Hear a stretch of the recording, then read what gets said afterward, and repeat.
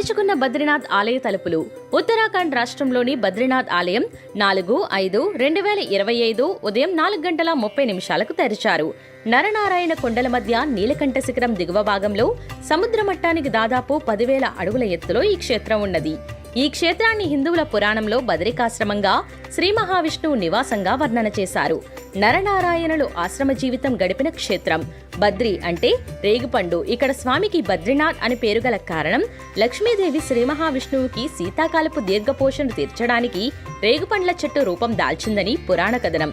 మరియు ఇక్కడ రేగు చెట్లకు అమృతం స్రవిస్తుందని, అందువల్ల బద్రి క్షేత్రమని అంటారు. కృతయుగంలో ముక్తి ప్రదాని, త్రేతాయుగంలో యోగ సిద్ధిదాని, ద్వాపర యుగంలో విశాల అని పిలిచేవారని పురాణాల కథనం. శ్రీమన్నారాయణుడు తన దినచర్యలలో నిద్ర మేల్కొనుట తిరునారాయణపురం, సుప్రభాత సేవ తిరుమల, స్నానం ప్రయాగ, జపం బదరకాశ్రమం, ఆరగింపు పూరీ జగన్నాథం, రాచకార్యములు అయోధ్య, విహారం బృందావనం, శయనం శ్రీరంగం. కావున పై క్షేత్రాలను అత్యంత పవిత్రమైన క్షేత్రాలుగా ప్రతి భక్తులు భావిస్తారు. ఈ క్షేత్రంలో స్వామివారి దర్శనం ఉదయం 4:30 నుండి రాత్రి 9 గంటల వరకు దర్శనాలకు అనుమతి ఉంటుంది. నవంబర్ వరకు తెరిచే ఉంటుంది.